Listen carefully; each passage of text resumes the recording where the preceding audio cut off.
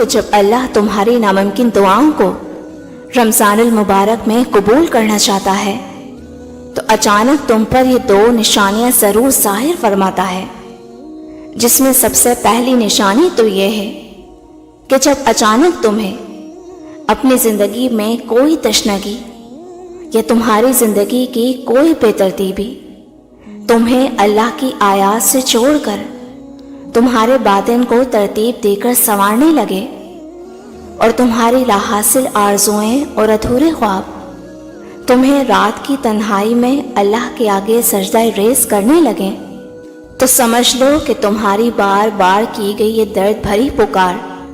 آسمانی عطاؤں کے ان تاروں کو چھیڑ رہی ہے جہاں سے رحمت کی وہ برسات برستی ہے کہ جس کی جلتن سے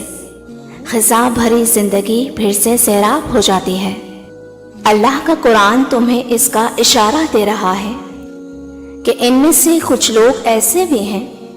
جو راہ راست پر قائم ہیں، راتوں کو اٹھ کر اللہ کی آیات پڑھتے ہیں اور پھر اس کے آگے سجدہ ریز ہو جاتے ہیں، نیکی کا حکم دیتے ہیں اور برائیوں سے روکتے ہیں اور بھلائی کے کاموں میں سرگرم رہتے ہیں، کہ صالح لوگ ہیں، اور جو نیکی بھی یہ کریں گے اس کی ناقدری نہ کی جائے گی، اور اللہ پرہیزگاروں کو خوب جانتا ہے۔ اور جان لو کہ جب اللہ تمہاری کوئی منچاہی دعا قبول کرنا چاہتا ہے تو اچانک تمہیں علم و عقل کا وہ شعور دیتا ہے جو تمہیں تاریک گھاٹیوں سے نکال کر ایک روشن اور سیدھی راہ گزر کا مسافر بنا دیتی ہے۔ قرآن خود کہتا ہے کہ وہ اللہ ہی ہے جو تم پر صاف صاف آیتیں نازل کر رہا ہے تاکہ تمہیں تاریکیوں سے نکال کر روشنی کی طرف لے آئے، اور یہی وہ راہ گزر ہے جو تمہاری بکھری زندگی کو سمیٹ کر مقدر کی بلندیوں تک لے جاتی ہے۔ جان لو کہ اس عظیم رب کا علم تمہاری خواہشات سے بہت وسیع ہے، اور پسندیدہ چیزوں سے دوری کا مطلب کچھ کھونا نہیں بلکہ ان عطاؤں کو پانا ہے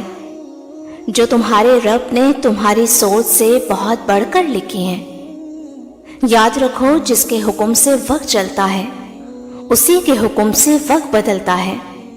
اور جب فرش پر مدد کے تمام دروازے تم پر بند کر دیے جاتے ہیں تبھی اللہ تعالیٰ عرش کی مدد کے وہ دروازے تم پر کھولتا ہے جو تمہاری صبر سے بھیگی آنکھوں کو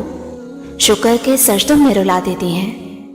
مطمئن ہو جاؤ، تمہارا بے شمار توکل اور ان گنت دعائیں ان قریب تمہاری کہانی کو اس خوبصورت موڑ پر لے آئیں گی کہ اس کی رحمت کا ہر دروازہ تم پر کھلتا چلا جائے گا